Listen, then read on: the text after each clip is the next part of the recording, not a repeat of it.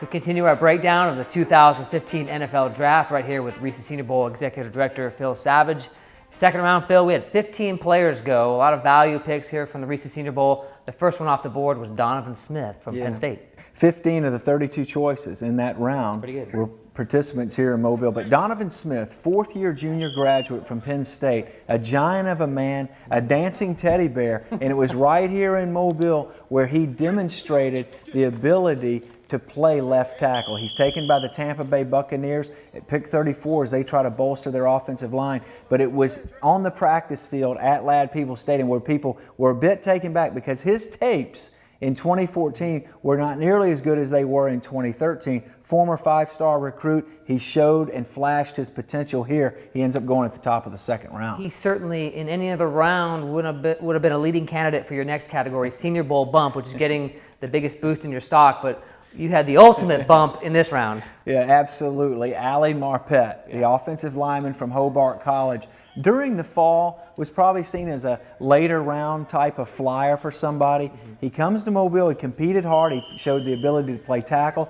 but more importantly guard and maybe even being able to snap the football. So he leaves Mobile as probably a fourth round consideration.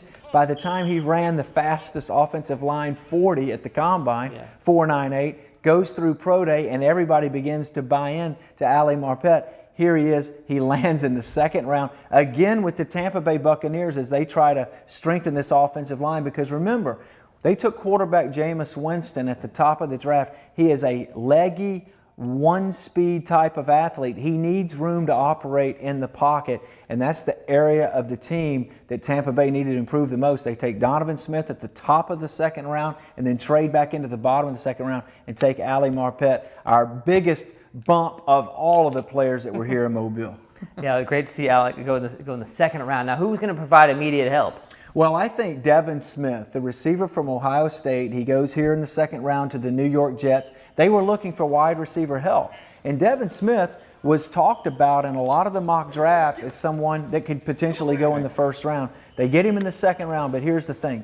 They've got Eric Decker on one side. They've got Brandon Marshall, who they traded for, on the other. Devon Smith can play that slot position and absolutely rip the middle of a team's defense because of that big speed that he's got. But the thing that he showed here more than anything else, he showed the ability to run a lot more a variety of routes from that slot position. Shallow crosses, curls, hooks. He really showed much more of an array of route running than what he probably was seen as during the fall because he was absolutely a big-time vertical threat for Ohio State. Yeah, every time he saw Ohio State play, he'd be catching a 50-yard pass downfield. So it was nice to show some versatility down here in Mobile. All right, who's going to be the best value pick out of your second round? Well, I think a player that is going to pay immediate returns and dividends for, again, the Detroit Lions, who took one of our value picks in the first round, Laken Tomlinson. How about running back Ameer Abdullah from Nebraska? He's going to fit well with Joyke Bell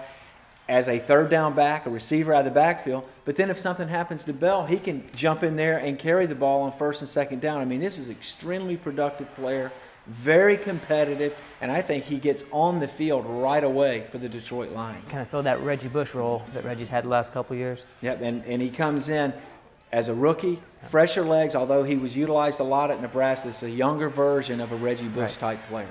All right, your spotlight choice, which is, just describe the spotlight choice. Yeah, the spotlight choice is, again, a pick where people are like, oh, that's interesting, or I didn't see that one coming. Okay. And Jaquiski Tartt, the safety from Stanford, who's right here from Mobile, and a teammate of last year's 49ers first-round pick, Jimmy Ward. They both played at Davidson High School. He goes in the second round to the 49ers.